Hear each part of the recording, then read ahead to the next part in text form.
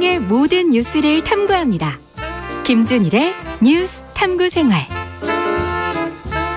네, 화제가 되는 이슈를 깊이 있게 파헤쳐보는 뉴스 탐구생활.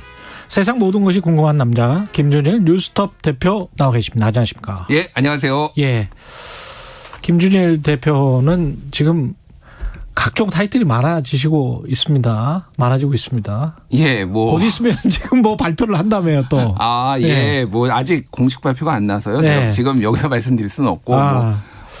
뭐 면접관이 돼가지고요. 곧 있으면 또 면접관도 되신답니다. 예. 예. 여러 가지 활동을 하고 있고, TBS에서도 지금 뭐. 예, 뭐, 네. 옴부즈만 프로그램 라디오 하나를 진행하고 그렇죠. 있는데, 최근에 네. 기사가 많이 났죠. 삭제 의혹. 예. 예. 하여간 화제의 중심입니다. 예. 어떤 뉴스 탐구해 볼까요? 예, 반독점법. 뭐 얘기를 좀 해봐야 될 것 같은데요. 그러니까 예. 뭐 법이 문제가 아니라 최근에 이제 그 소위 말하는 빅테크 기업에 대해서 전 세계가 규제 움직임이 좀 강화되고 있어요. 그래서 반독점법을 적용을 하는데 이게 지금 어떤 흐름인지 전체적으로 좀 흐름을 봐야 될 것 같아요. 그래서 미국 사례, 예. 중국 사례, 그리고 예. 한국은 그러면 이게 적용될 수 있나? 뭐 최근에 카카오 뭐 관련해서 굉장히 뭐 성토 대회 같은 게 많이 열리고 있어요 지금. 그 소비자들 입장에서도 그렇고 다른 기업들 입장에서도 그렇고. 근데 그 기업들도 어떻게 보면은 독과점의 혜택을 받고 있었던 기업인들인지도 몰라요. 그러니까요. 예. 이를 잘 봐야 돼요. 이거는 예. 산업 구조를. 복잡합니다. 이게. 예, 복잡해요. 구산업과 신산업이 충돌하면서 또 독점의 이야기를 하고 있는 것이기 때문에 잘 봐야 될 것 같습니다. 역사부터 한번 살펴볼까요? 예, 일단 반독점법이 되게 재밌는 게 뭐냐면은 셔먼법이라고 있었습니다. 셔먼법. 예. 근데 이 셔먼법이 언제 생겼냐면은 1890년에 생겼어요. 아이고. 예. 자본주의 역사가 정말 예, 길군요. 그러니까 우월적 시장 지위 남용. 그래서 이거가 이제 그 이후에 크레이턴 법이 이제 발효가 돼요. 네, 미국 이야기입니다. 미국 예. 얘기예요. 자, 그런데 이게 100년 만에 어떤 기시감이 드는 거예요. 자, 1890년에 돼가지고 실제 반독점법에 의해서 스탠다드 오일이라고 예. 이게 엄청난 큰 정유회사였거든요. 전체 미국의 정유의 80%를 독차지할 정도로 완전 독점 기업이었어요. 록펠러. 예, 록펠러. 예. 맞습니다. 그 유명한 록펠러인데 예. 이거 기업 분할이 돼가지고 30여 개, 한 40개 정도로 기업이 쪼개집니다. 그렇습니다. 이게 언제였냐면 1911년. 자, 지금 언제입니까, 올해가? 올해가 2021년. 예. 예. 110년 됐습니까? 100년 그렇죠. 됐습니까? 110년. 2021년인가요? 우리가 산수 약해요.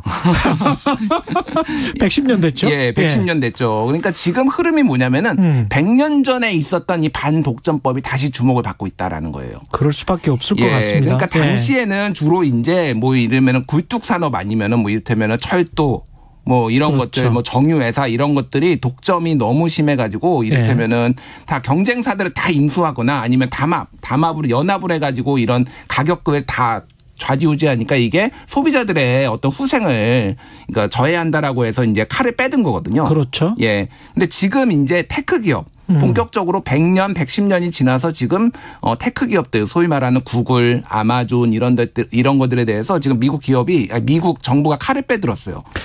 아까 그 록펠러 스탠다드 오일 같은 경우는 뭐 그 산업의 80% 정도를 점했다고 했는데 지금 빅테크 기업들 같은 경우에 지금 이런 현상이 나타난 게 정말 100년 만에 거의 처음인 것 같은데요.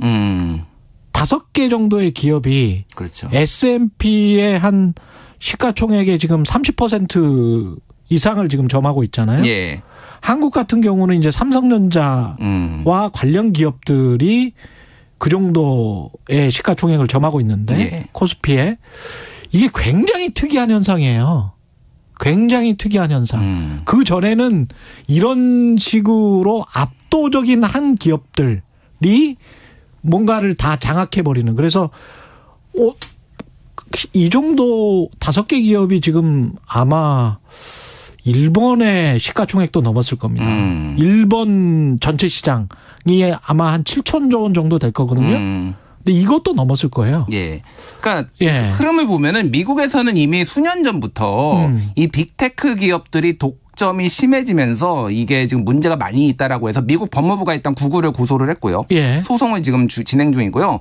올해 6월 달에는 미국의 하원 의원에서 이들 법안은 그러니까 그 4개 기업입니다. 아마존, 구글, 애플, 페이스북인데 우리가 팡이라고 부르는 기업에서 그렇죠. 이제 넷플릭스만 빠지고 요 4개 기업에 대해서 반독점 법안들이 이제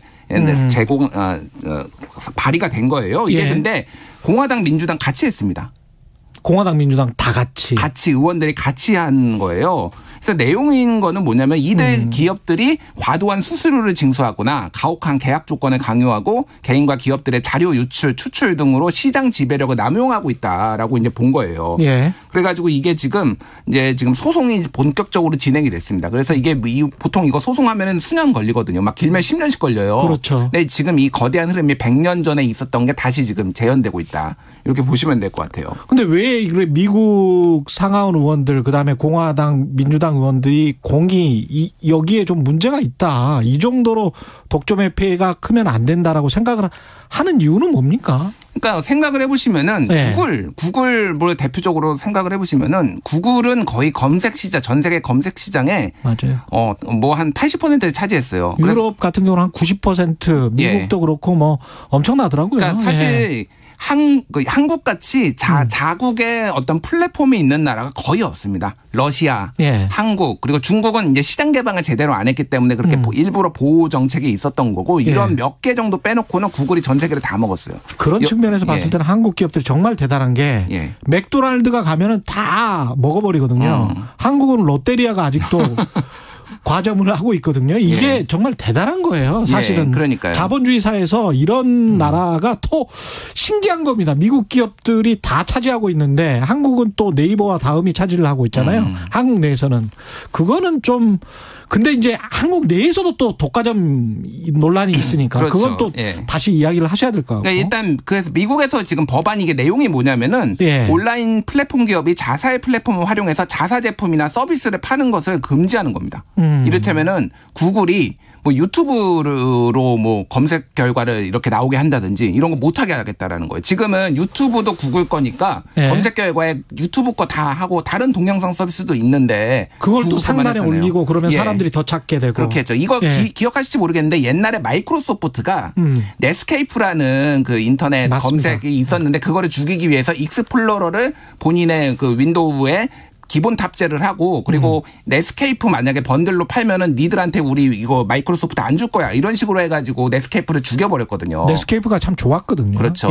그 모자이크라고 전신이 있었죠. 브라우저로 좋았는데 그래서 이런 식으로 한 사례가 있어요. 그러니까 이런 식으로 이제 시장을 지배하는 거를 막아보겠다라는 거예요. 그래서 지금 너무 커졌습니다. 그러니까 사실은 이제는 데이터가 곧 돈이거든요. 데이터가 돈이고 모든 것들이 이제 거기에서 나오는데 이거가 몇몇이 이렇게 몇몇 기업들의 데이터를 다 가지고 있으면은 이게 민주주의에도 위협이 될 수 있다라는 게 미국의 생각인 거죠. 지금. 개인 사기업들이 어떻게 유권자의 데이터를 다 가지고 있으면서 그 사람들의 정보 흐름까지 차단하거나 아니면은 더 확장시키거나 이렇게 할 가능성이 있다.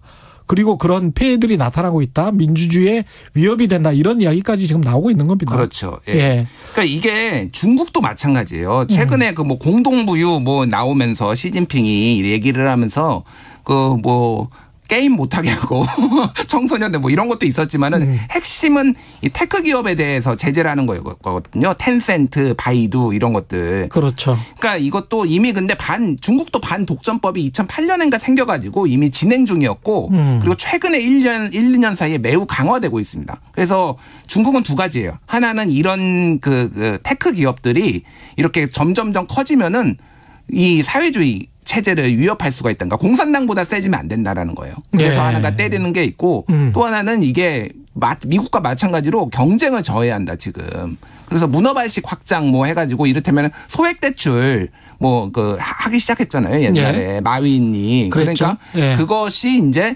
문어발식 확장이다. 그리고 중국 사회주의 체제를 위협한다라고 하면서 이제 강력하게 제재가 들어가기 시작한 거죠. 참 공이 나타나고 있다는 게 참. 신기하네요. 유럽은 어떻습니까? 유럽은 특히 이제 독점에 관해서는 조금 알레르기 반응이 있는 그런 나라인데. 그러니까 유럽은 근데 본인들의 자국이 가지고 있는 거대 테크 기업이 없습니다. 아, 그렇죠. 다 미국한테 집어 삼켰죠. 그렇죠. 그러니까 이제 거기에서는 이제 예를 들면은 구글세 이를테면 이를테면 그 조세 회피 지역으로 가가지고 세금 안 내는 문제라든지 뭐 이런 것들에 이제 집중하고 있는 거죠. 그러니까 예. 거기에서 그래서 지금 뭐 경쟁 회사를 만들어내기는 지금 당장 힘드니까 세금이라도 제대로 내라라는 쪽에 이제 포커스를 맞추고 있고 미국이나 예. 중국에서는 아예 기업 분할까지 지금 생각을 하고 있는 그런 상황입니다.